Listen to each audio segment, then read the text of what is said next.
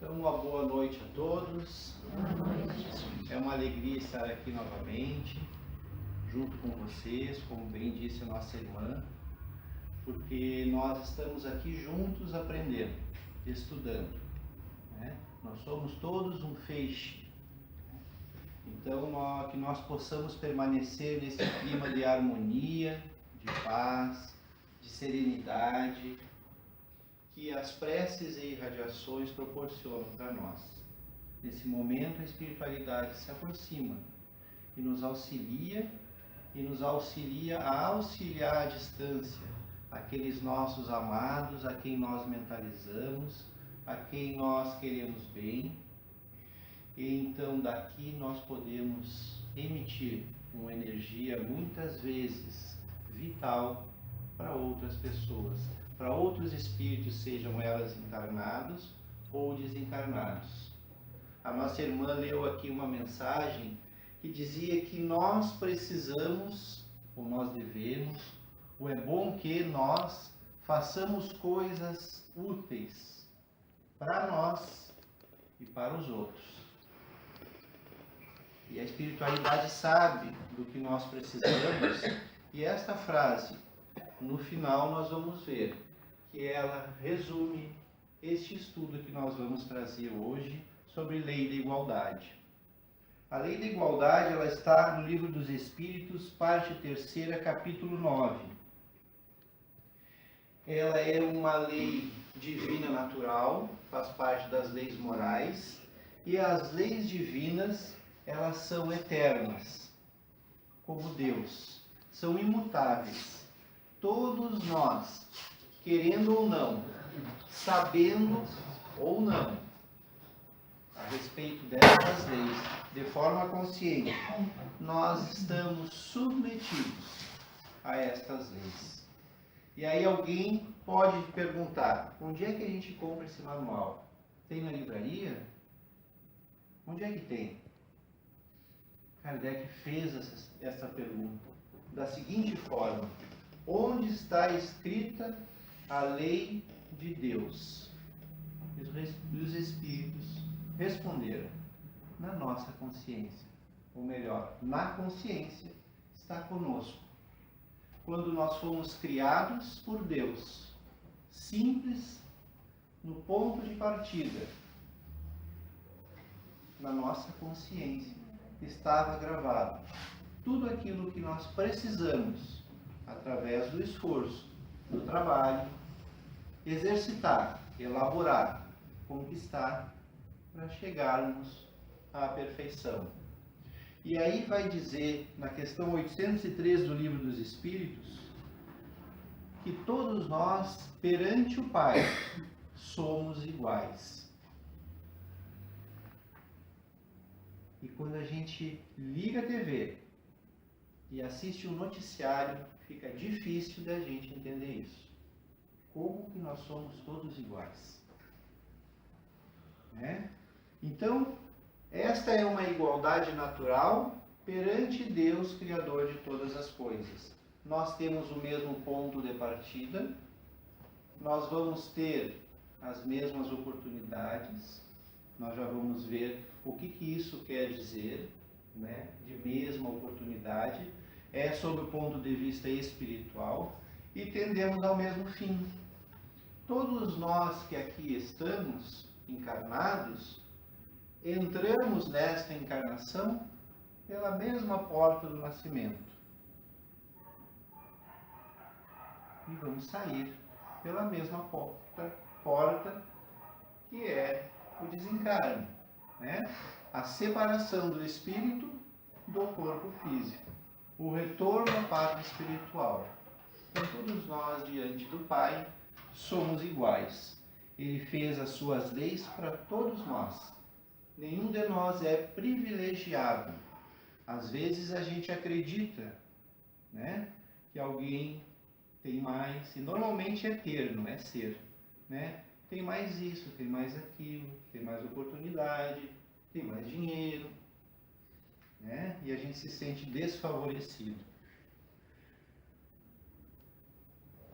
E aí então, Kardec vai na pergunta seguinte: tratar sobre diferenças, né, de aptidões das nossas faculdades.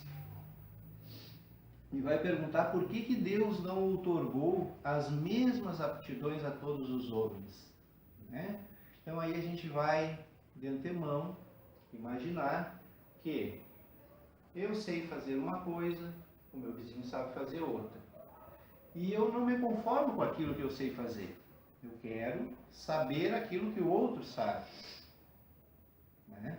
Então, eu não me ocupo com os meus deveres, ansiando ou invejando os afazeres do outro, né?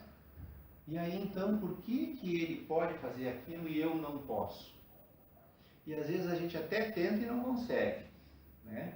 E às vezes, na maioria das vezes, a gente não tenta, mas gostaria de fazer mesmo sem tentar, sem o esforço.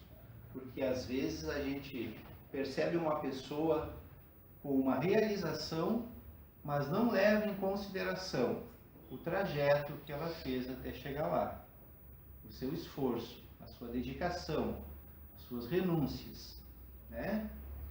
Então, às vezes a gente vê que a pessoa tem uma casa nova, uma casa bonita, mas não para pensar que ela economizou. É um simples exemplo. E a resposta do Livro dos Espíritos, ela é esta: Deus criou iguais todos os espíritos, já tinha falado isso, né? Mas cada um destes vive há mais ou menos tempo. Aí já tem um item para a gente pensar, né? Deus está sempre criando. Então, e aqui está falando não da nossa idade cronológica, né? Que uns daqui têm 20 anos, os outros têm 30, outros 40. É a criação do Espírito. Então, cada um destes vive há mais ou menos tempo. E, consequentemente, tem feito maior ou menor soma de aquisições. A diferença entre eles está na diversidade dos graus da experiência alcançada, com que obram vontade, que é o livre-arbítrio. Então, não basta o tempo, né? Porque às vezes uma turma de 30 alunos, todos estudam ao mesmo tempo, nos mesmos meses na escola, todas as manhãs, das 8 ao meio-dia, mas quando chega no final do ano, alguns não são aprovados. Qual é a diferença? Não está no tempo, né? Está na vontade, que é o livre-arbítrio. Está no aproveitamento do tempo, aquilo que a nossa irmã deu agora há pouco. Vamos escolher fazer coisas úteis para nós e para os outros. Porque se a gente fizer coisa útil só para nós, é o quê? É aquele sentimento que tem perdido as nações, como coloca o Evangelho. É aquele sentimento onde tudo para mim e nada para o outro. Se sobrar para o outro, né? Que nós conhecemos como egoísmo. Então essa está a diferença da diversidade. Então, aqueles que aproveitam as oportunidades de forma útil, de forma construtiva, e que dividem, que compartilham, eles adquirem aquilo que vai com o espírito onde ele for, que são as virtudes. Aqueles que se deixam levar pelo ter, pelas aparências, pelas coisas materiais, pelo poder, né? Por ser superior, estes têm que recomeçar. E recomeçar sempre é sinal de aumentar a nossa dificuldade, que é como, no exemplo do nosso exemplo que a gente deu agora, o aluno que repete o ano vai ser mais doloroso, né? Vai ficar aquele sentimento de que já podia ter feito a tarefa. Ainda na questão 804, Kardec vai tratar com a espiritualidade que é necessária a variedade das aptidões. E aqui a gente tem que levar em consideração que nós estamos tratando da nossa realidade. Um mundo de provas e expiações, onde nós ainda temos muitas necessidades espirituais, né, para resolver. Muitas virtudes para conquistar. Então, é necessária essa variedade de aptidões, dizem os espíritos, para que todos e cada um possa ir fazendo a sua parte. Porque cada um de nós vai ter um papel útil onde nós estivermos. Né? Então, tem uma historinha que um expositor que vai na nossa casa, ele conta às vezes que no meio de uma construção enorme, de uma grande catedral, tinha uma pessoa, né? Tinha uma pessoa lá de cabeça baixa e ele pegava as pedras e ele lascava aquelas pedras, elas tinham que ficar bem direitinho, ela ia ser o alicerce daquela igreja. Então a importância deste irmão, né? Porque aquela igreja ela seria levantada e iria passar muitos anos e séculos, né, acolhendo tantas pessoas em busca de Deus e de Jesus, né, trabalhando na seara de Jesus, e ela precisaria ficar de pé. Então o trabalho dele era muito importante naquele momento. Aquele espírito estava ali para fazer esse trabalho. Né? Então a gente às vezes acredita que, sob o ponto de vista terrestre, é que está a parte mais importante. E, na verdade, não é. É sob o ponto de vista espiritual. Qualquer atividade que nós estivermos fazendo é aquilo que está movimentando intimamente no espírito, que vai valer para cada um de nós. É o que nós fazemos de nós. Né? Então o espírito, dizem ali a espiritualidade, que progrediu não retrocede. Ele poderá escolher no estado de espírito livre um invólucro mais grosseiro ou posição mais precária do que as que já teve. Porém, tudo isso para lhe servir de ensinamento e ajudá-lo a progredir, como nesse exemplo que a gente deu. E aqui ele está tratando da solidariedade que existe entre os mundos. Né? Existem espíritos que reencarnam num mundo menos adiantado do que o seu, como foi lido agora há pouco aqui no Livro dos Espíritos, a leitura, para ajudar, às vezes com a missão, às vezes como prova, mas ele vem para ajudar naquele meio onde ele está. E o Evangelho às vezes, já diz para nós que às vezes numa família ou existe um espírito um pouco mais adiantado para servir de exemplo a espírito ainda necessitados, ou vice-versa. Numa família mais harmonizada existe um espírito necessitado daquele exemplo. Ele não vai resolver todas as questões porque ele está junto daquela família, mas ele vai receber as sementes que vão germinar ao longo do tempo nas suas próximas experiências. Então aí a gente vê que nós somos todos iguais perante ao Pai. Nós estamos reunidos hoje e vamos nos reunir mais vezes para nos ajudar.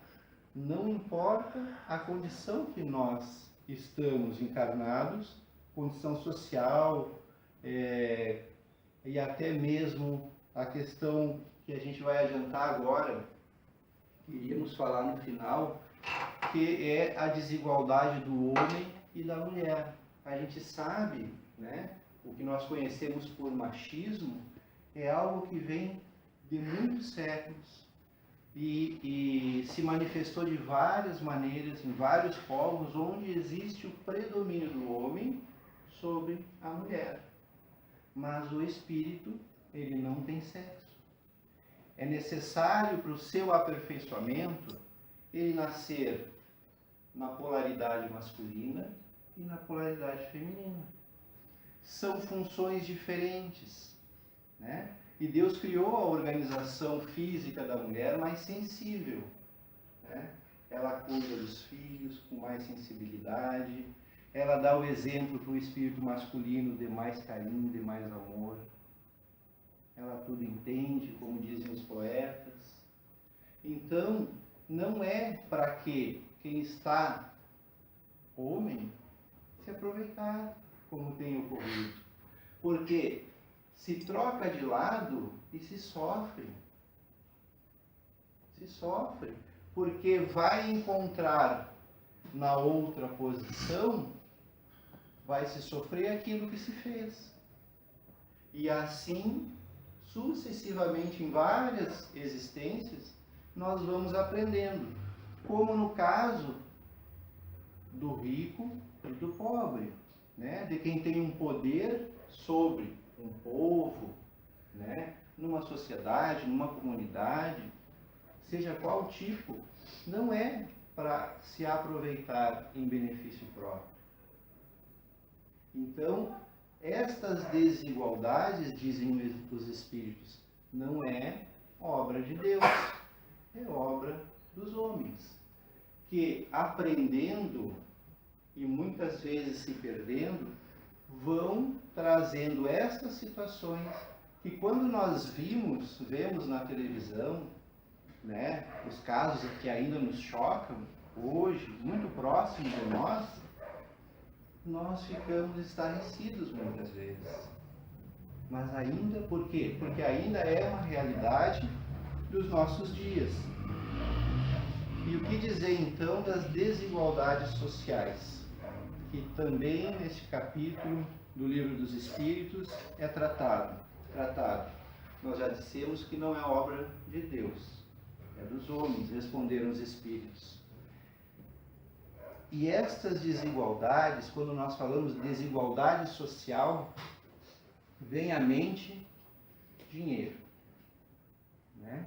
Mas é muito mais que isso. Quando a gente nasce, por exemplo, num lugar onde não tem água, ou a água é escassa, e um outro nasce onde nunca falta água, já é uma desigualdade. Mas nós não nascemos nesses locais, um ou outro, por acaso. Nós precisamos exercitar o nosso espírito. Um exemplo no livro Brasil, Coração do Mundo, Pátria do Evangelho, quando o espírito Humberto de Campos, o irmão X, relata que os portugueses daquela época, que estavam reencarnando e vindo ao Brasil, naquele contexto, teria sido um povo trabalhador. E eles teriam vivido na antiga Fenícia há muitos séculos atrás. E eles renasceram naquela época numa região montanhosa. Não havia como plantar para sobreviver, mas eles precisavam sobreviver. E eles então utilizaram da sua inteligência, exercitaram a sua inteligência, desenvolvendo técnicas para navegação, então, porque eles estavam próximos ao mar. E quando eles reencarnam naquela época de colonização aqui do Brasil, da pátria do Cruzeiro, como se refere o irmão X, eles entraram em contato com um contexto onde existia a escravidão muito acentuada. E aquele povo trabalhador, aquele povo guerreiro daquela época, então se deixa levar pelo poder, pela glória naquele momento e se torna cruel com seus irmãos escravos. Então, meus irmãos, nós somos todos iguais perante Deus. Acontece que nas nossas encarnações que já são muitas e ainda serão muitas, nós vamos aprendendo estas questões sutis de que nós somos espírito imortal e que nós não viemos aqui para brilhar no mundo, mas para fazer que o nosso espírito vá se purificando pouco a pouco, como disse a mensagem, fazendo coisas úteis para si e para os outros. E aí Kardec pergunta se algum dia essa igualdade vai desaparecer, né? E os espíritos respondem: eterna somente a lei de Deus. E aí eles dizem que a gente vai observando que se essas desigualdades já não vêm desaparecendo, né? E as leis vêm se modificando através dos tempos, e basta a gente ver hoje o trabalho dos direitos humanos com aqueles que se tornam os criminosos.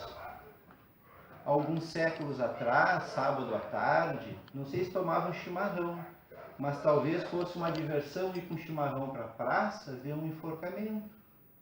Então melhorou, né? A justiça está melhorando, as coisas estão se abrandando. Os costumes eram muito violentos. O nosso Estado era muito violento há pouco tempo atrás, né? Então, os Espíritos dizem aqui, eternas as leis de Deus, dia a dia essas desigualdades vêm se apagando. E vai desaparecer quando o egoísmo e o orgulho deixarem de predominar. E esse orgulho e esse egoísmo, eles predominam onde? É no meio político? Será que é só lá naqueles lugares onde tomam as decisões se vai ou não haver guerra? Diz o Evangelho, segundo o Espiritismo, no capítulo 7, bem-aventurados os pobres de espírito. Item 11, sobre o orgulho e a humildade. É uma comunicação longa do Espírito Lacordaire, em Constantina, 1863. Nós vamos ler só um parágrafo. Lá diz assim: a humildade é uma virtude bem esquecida entre vós. Os grandes exemplos que vos foram dados são bem pouco seguidos e, todavia, sem a humildade, podeis ser caridosos para com o vosso próximo? Ó não, porque esse sentimento nivela os homens. Diz-lhe que são irmãos, que devem se entreajudarem e os conduz ao bem. Sem a humildade, vos adornais de virtudes que não tendes, como se trouxesseis um vestuário para esconder as deformidades do vosso corpo. Recordai aquele que nos salva. Recordai sua humildade, que o fez tão grande e o colocou acima de todos os profetas. E aí a gente para e pensa, parece que vem de cima para baixo, né, as decisões, mas não é. Ela sai de dentro para fora.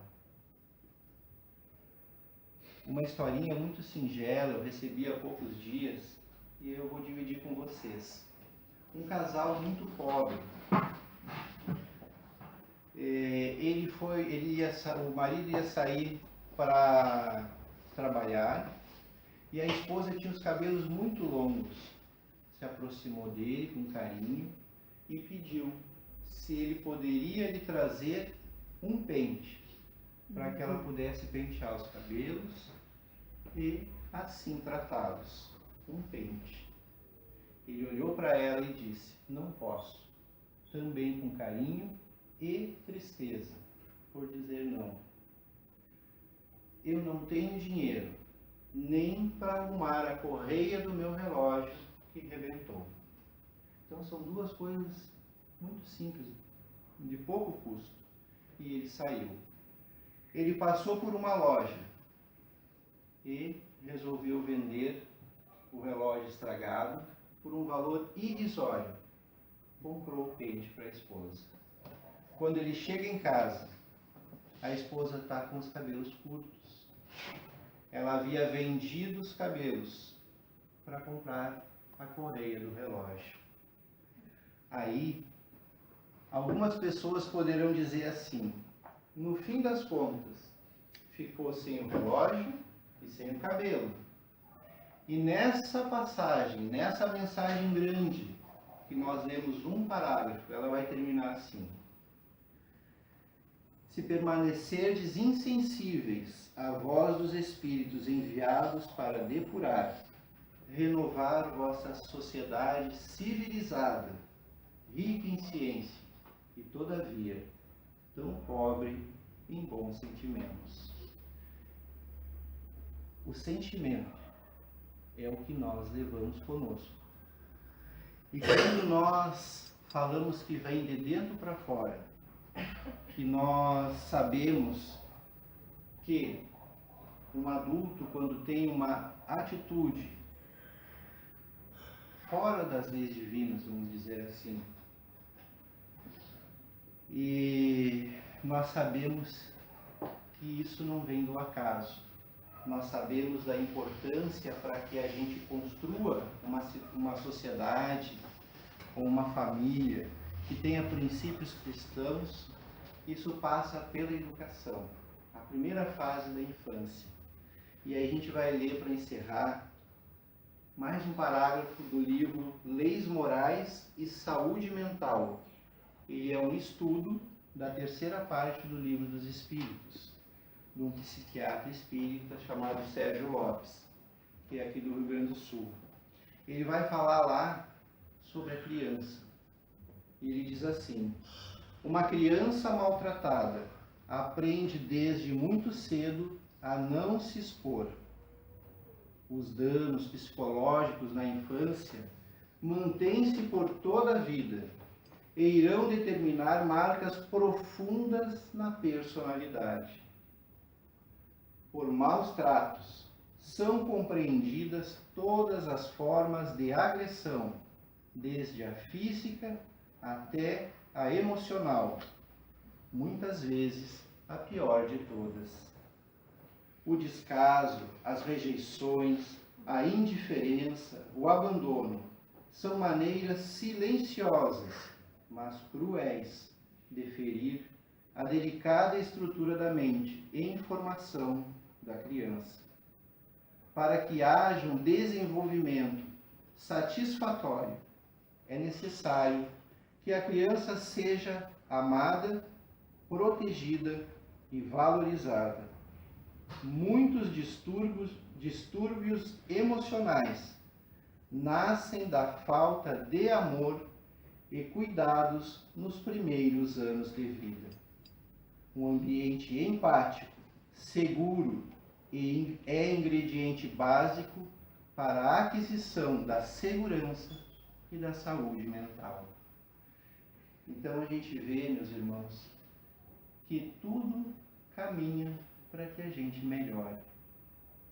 E Jesus espera que cada um de nós possa fazer coisas úteis para nós e para os outros. Nós agradecemos o convite dessa casa para vir aqui estudar junto com vocês, o que é muito valioso para nós. Que Deus nos abençoe a todos, que assim seja.